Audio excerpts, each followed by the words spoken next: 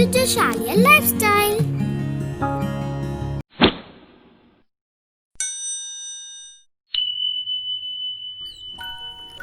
இன்னைக்கு நம்ம tissue paper போல சாஃப்டான கோழியப்பம் எப்படி செய்யறதுன்னு பார்க்கலாம்.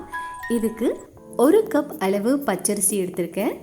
இந்த பச்சரிசியை நல்லா நம்ம வாஷ் பண்ணிட்டு இது போல தண்ணியில் அரை மணி நேரம் வரை ஊற வச்சிடலாம். இது அரை மணி நேரம் வரை ஊறட்டும்.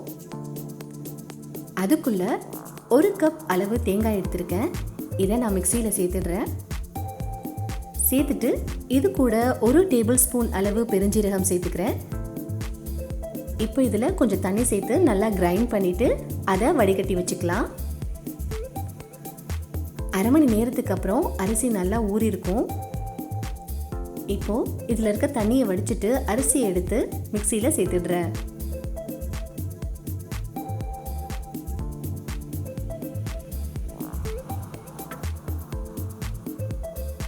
ஏற்கனவே நம்ம ரெடி பண்ணி வச்சுருந்த தேங்காய் பாலை இதில் சேர்த்துடலாம். இப்போ இது கூட நான் ஒரு முட்டை சேர்த்துக்கிறேன்.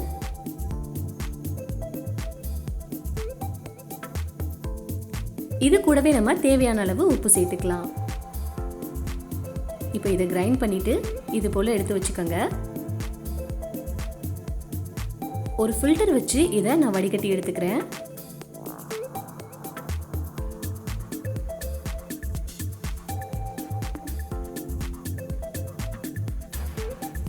இது போல எல்லாத்தையும் நம்ம வடிகட்டி எடுத்துக்கலாம்.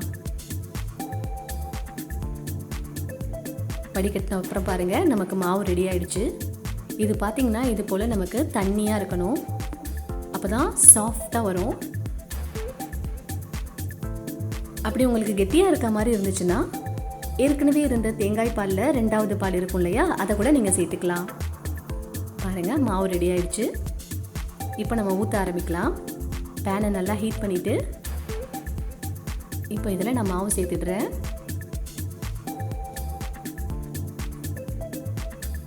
மாவு சேர்த்ததுமே இது போல் நீங்கள் சுற்றி விட்டுருங்க. எல்லா இடத்துலையும் ஸ்ப்ரெட் ஆயிடணும். அவ்வளோதான்.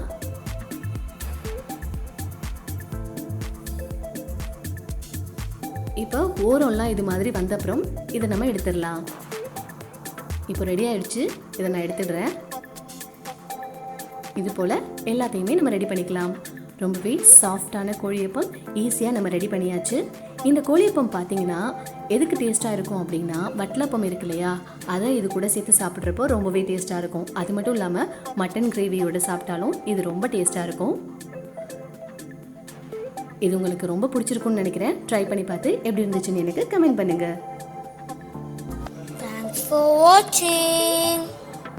Like, share and subscribe.